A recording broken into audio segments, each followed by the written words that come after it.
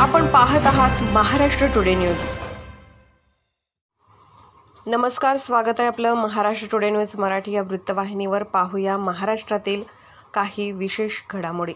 नागपुरातील राज्य सरकारच्या प्रादेशिक अंडी उबवणी केंद्रात हजारो कोंबड्यांना बर्ड फ्लूचे संक्रमण झाल्याचे समोर आले आहे।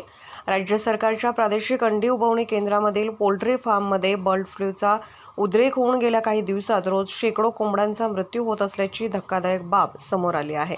त्यानंतर पशुसंवर्धन विभाग अलर्ट मोडवर आले असून या संबंधित योग्य ती काळजी पशुसंवर्धन विभागाच्या वतीने घेण्यात येत आहे। नियमानुसार संबंधित पोल्ट्री फार्मच्या 1 किलोमीटरचा परिसर बाधित क्षेत्र, दर 10 किलोमीटरपर्यंतचा परिसर निगराणी क्षेत्र म्हणून जाहीर करण्यात आले आहे। दररोज शेकडो कोंबड्यांचा मृत्यू गेल्या काही दिवसांपासून राज्य सरकारच्या प्रादेशिक अंडी उबवणी केंद्रातील पोल्ट्री फार्ममध्ये दररोज शेकडो कोंबड्यांचा मृत्यू होत होता।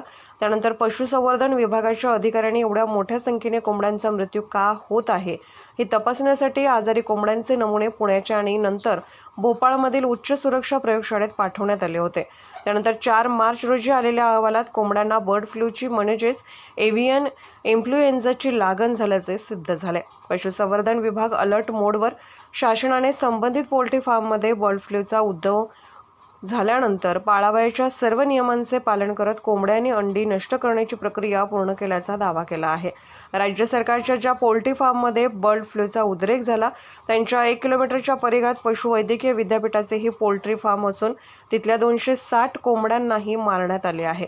महाराष्ट्र टुडे मराठीसाठी ब्युरो रिपोर्ट, नागपूर।